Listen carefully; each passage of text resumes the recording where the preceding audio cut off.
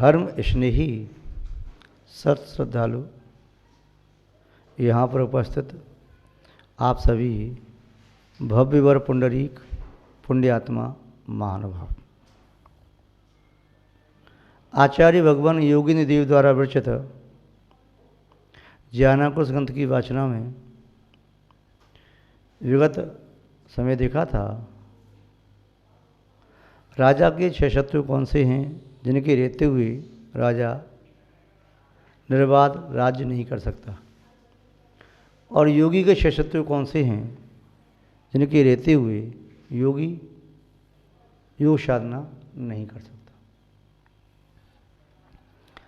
आज विषय जो देखा था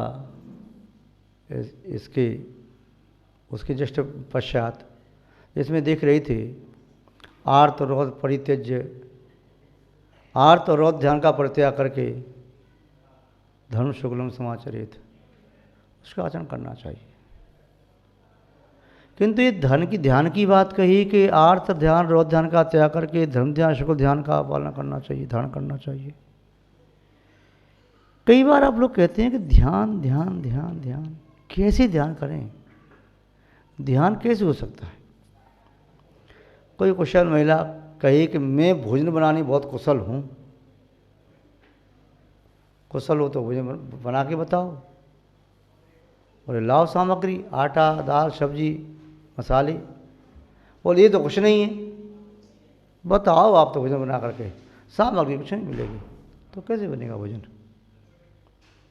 कोई कुंभकार कहे मैं बहुत अच्छा मिट्टी का मटका खिलौना बना सकता हूँ, बनाओ बता करके, आपको चाक मिट्टी मिट्टी कुछ नहीं मिलेगी तो कैसे बनाएगा।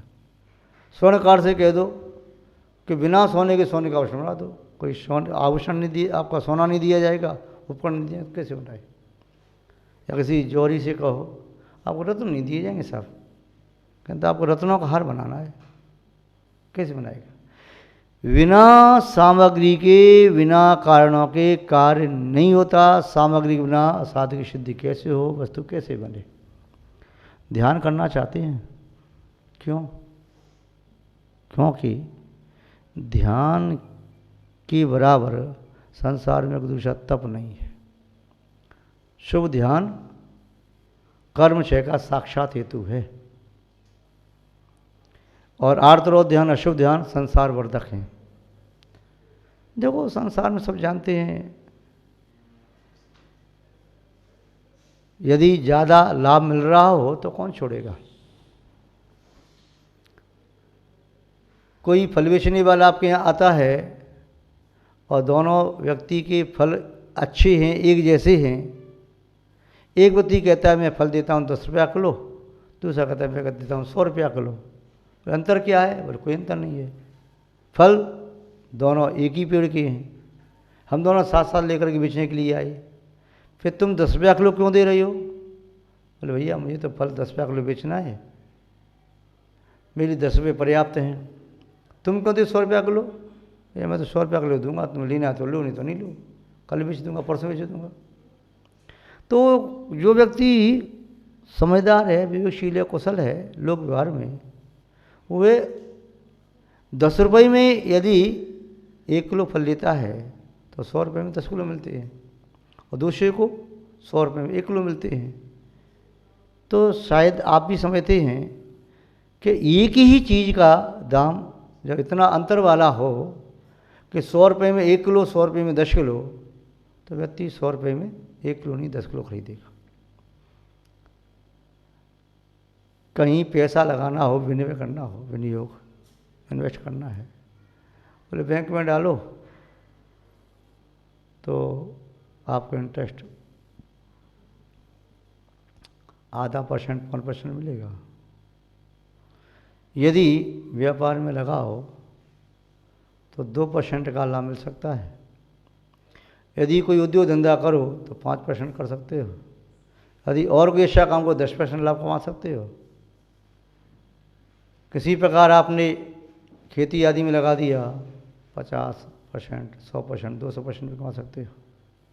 यदि सोचेगा जहाँ से ज़्यादा लाभ हो वही काम करना श्रेष्ठ करे। ऐसे ही साधक सोचता है मैं शुभ क्रिया करूं, सराग सम्यक तो सराग संयम का पालन करूं, मैं राग सहित पालन करता हूं, अपनी क्रियाओं का 28 गुणों का पालन करता हूं, 34 का पालन करता हूं, तो मुझे लाभ कम होता है।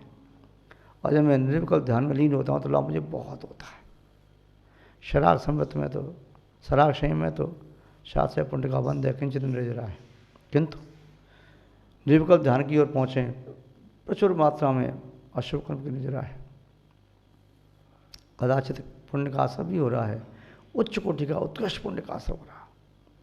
कहीं जो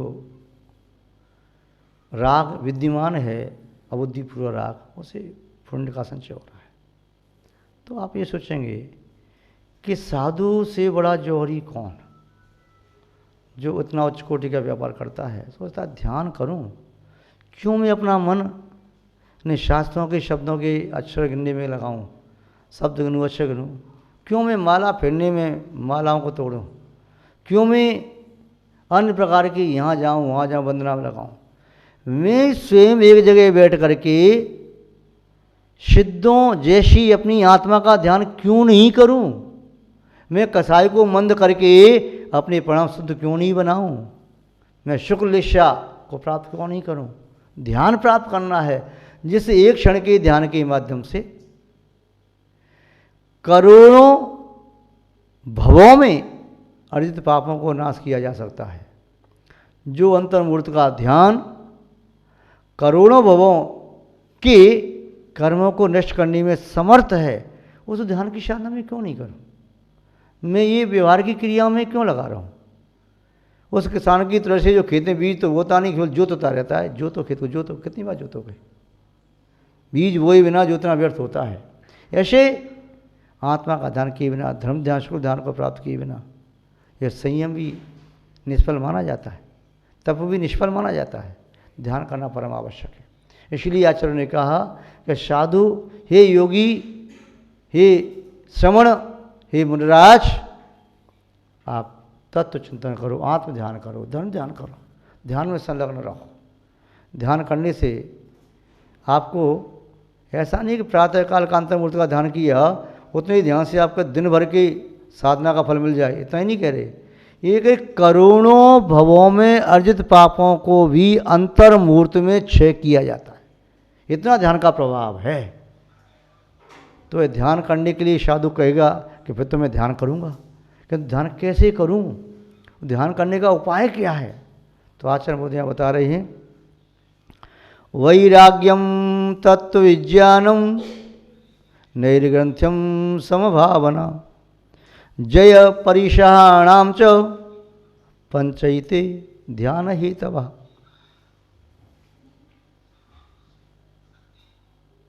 पंचैते ध्यान हेतव, एते पंच, ये 5 ध्यान के हेतु हैं, ध्यान के कारण हैं। ध्यान के कारण क्या है, आचार्य बोधे बता रहे हैं कि सबसे पहली शर्त है ध्यान की, वैराग्य हो, संसार शरीर भोगों से विरक्ति। यदि संसार शरीर भोगों से विरक्ति नहीं है तो व्यक्ति ध्यान तो करेगा, संसार का सुख चाहेगा, नहीं मिलेगा तो फिर इष्ट वियोग नाम का अर्थ ध्यान बन जाएगा। यदि दुख आ गया तो अनिष्ट संयोग नाम का अर्थ ध्यान बन जाएगा। यदि पीड़ा हो रही, पीड़ा चिंतन बनेगा। मांगने के लिए निदान नाम का अर्थ ध्यान बन जाएगा। या कहीं पुण्य के उद्देश्य से कुछ प्राप्त कर लिया तो फिर दूसरों को शतानी मान लेगा, हिंसानंदी, विषानंदी, चौर्यानंदी, परिग्रह या विषयों के पंच विषयों के संरक्षण में आनंद लेगा। ये रोज ध्यान बन जाएंगे। तो यहाँ कहा पहली संसार से विरक्ति। संसार अनादिकाल से लोक है, 6 द्रव्य अनादिकाल से हैं। आत्मा भी एक द्रव्य है, पुत्र द्रव्य, धर्म अधर्म आकाश काल द्रव्य है। ये आत्म द्रव्य है, द्रव्य है, ये सब द्रव्य हैं। पर्याय को मत देखो, द्रव्य को देखो। तो संसार से विरक्ति होती है। शरीर नश्वर है, सबको मालूम है। ये पुद्गल से बना हुआ है शरीर। सब जानते हैं, जब प्राण निकल जाते हैं शरीर में, आत्मा निकल जाती है, लोग कहते हैं माटी है जल्दी फूंक दो सो, नहीं तो कीड़े पड़ जाएंगे इसमें, जल्दी बांट दो, माटी है। ये माटी तो पुद्गल तो है ही। तो शरीर को जब पुद्गल जान लोगे तो शरीर में फिर आसक्ति नहीं होगी, शरीर से विरक्ति हो जाएगी, पोषण नहीं करोगे। संसार, शरीर, भोग, पंच इंद्रियों की प्रवृत्तियाँ जिनसे वो किया जाता है तो उनसे विरक्ति हो जाएगी। इनसे क्या सेवन करना भोगों का? ये तो अज्ञानी व्यक्तियों की चेष्टा है, मोही प्राणियों की चेष्टा है। ज्ञानी विवेकी व्यक्ति तो पागल जैसी चेष्टा करता ही नहीं। जो व्यक्ति यदि समझदार है, गंदगी को गलत मानता है, ठीक नहीं है, तो स्वच्छ व्यक्ति गंदगी में क्यों कूदेगा? वह व्यक्ति गंदी नाली में कौन उठेगा? क्या कह रहे? भोगों को वही गलत कहता है जो भोगों से विरक्त है, ज्ञानी है, वेद विज्ञानी है, तत्व चिंतन करने वाला है। तो पहली शर्त कही, संसार शरीर भोगों से विरक्त व्यक्ति ही धर्म ध्यान की ओर बढ़ सकता है। वैराग्यम तत्व विज्ञानम, जिसे द्रव्य के स्वभाव का भान है, द्रव्य के स्वभाव का चिंतन करता है। जीव का ये स्वभाव है, पुद्गल का ये स्वभाव है, धर्म द्रव्य का ये स्वभाव है, अधर्म द्रव्य का ये स्वभाव है, काल द्रव्य का ये स्वभाव है, आकाश का ये स्वभाव। छह द्रव्य के स्वभाव का चिंतन करें। द्रव्य के स्वभाव का चिंतन करते ही तत्व का चिंतन होता है। आत्मा शुद्ध दशा की ओर गमन करती है, कर्म निर्जीर्ण होने लगते हैं। यही तत्व चिंतन है। अंतरंग की ग्रंथियों को खोल दो, निर्गंथ बन जाओ, ध्यान हो जाएगा। ग्रंथि रहेगी तो मन भी अटक जाएगा। जैसे पैर में कांटा लग जाए तो क्या लगता है? ऐसा लगता है आत्मा के समग्र प्रदेश सिमट करके वहीं पर आ गई। कहीं फोड़ा हो जाए, घाव हो जाए, क्या लगता है कि वहीं बस आ गई। कहीं गांठ पड़ी है, फोड़ा हो गया, उसमें गांठ रह गई, पस पड़ी हुई है, उपयोग वहीं लगा रहता है। शरीर में गांठ है तो उपयोग वहीं पहुंच जाता है। यहाँ तक कि दांत टूट जाए, हिल जाए तो जीव वहीं बार बार पहुंच जाती है। तिनका फंस जाए तो दिन भर जीव वहीं चक्कर काटती रहेगी। ऐसे ही चित्त में कोई गांठ पड़ी है तो उपयोग वहीं पहुंचेगा बार बार। तो समस्त ग्रंथियों से रहित हो जाएगा, निर्गंथ बन जाएगा।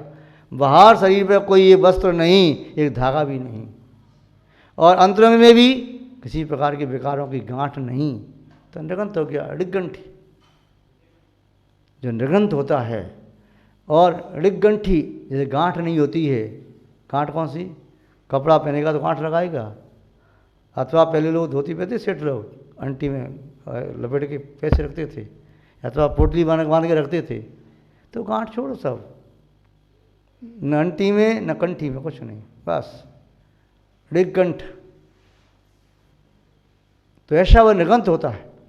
समभावना जब निर्गंथ हो गया तो मुझे कुछ चाहिए नहीं संसार से, मैं संसार को कुछ दे नहीं सकता, संसार से कुछ ले नहीं सकता, संसार के समस्त द्रव्यों का परिणाम स्वतंत्र है, मेरे अधीन किसी और द्रव्य का परिणाम है नहीं, और मेरा परिणाम किसी और के अधीन है नहीं। संभावना रखो।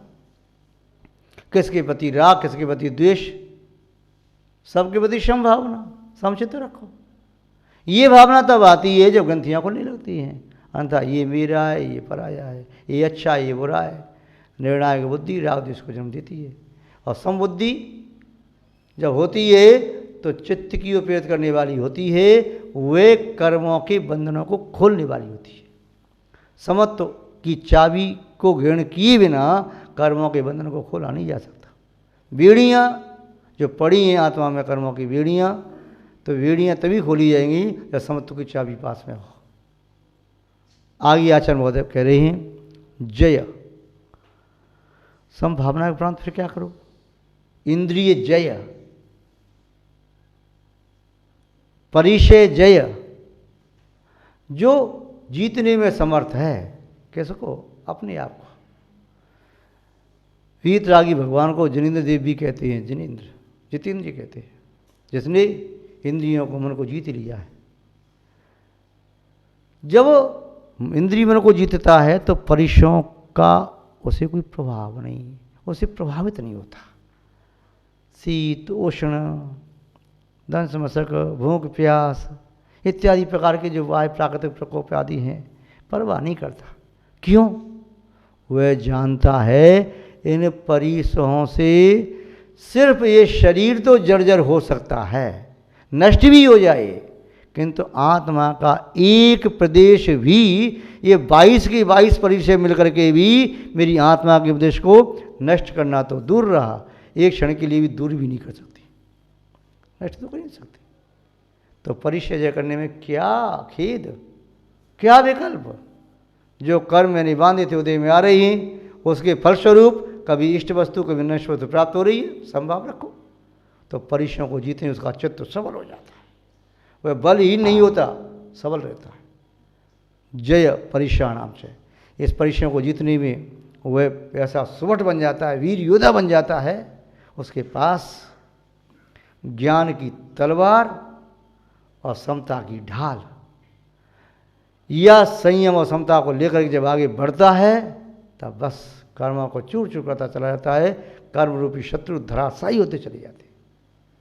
आचार्य मोदी ने कहा कि पंच इति ध्यान हितवा, ये 5 चीज़ इसके पास हैं वही ध्यान को प्राप्त करने में समर्थ होता है, 5 चीज़ नहीं तो ध्यान प्राप्त नहीं कर पाएगा। एक सुवट योद्धा होता है, उसके पास तलवार भी हो, ढाल भी हो, उसके पास कवच भी हो, उसके पास दोनों हाथ हों सबल, उसके बाद दोनों पैर हों, चाहे वह पदाति ही क्यों न हो, तब वह युद्ध में जा सकता है। ऐसे ही कर्म रूपी शत्रु को जीतने के लिए उसे ध्यान का आलम लेना है, और ध्यान उसे ही प्राप्त होता है जिसके पास ये 5 चीज़ होती हैं: वैराग्य, तत्व विज्ञान, निर्गंतता, समभावना और इंद्रिय परिचय आदि का जीतना जिसके पास है वह ध्यान को प्राप्त करने में समर्थ होता है। आज बस इतना ही पर्याप्त है, शेष चर्चा बाद में करें। जय बोले श्री शांतनाथ भगवान की, परम पूज्य आचार्य गुरुदेव श्री विद्यानंद महाराज की, अहिंसामय विश्व धर्म की।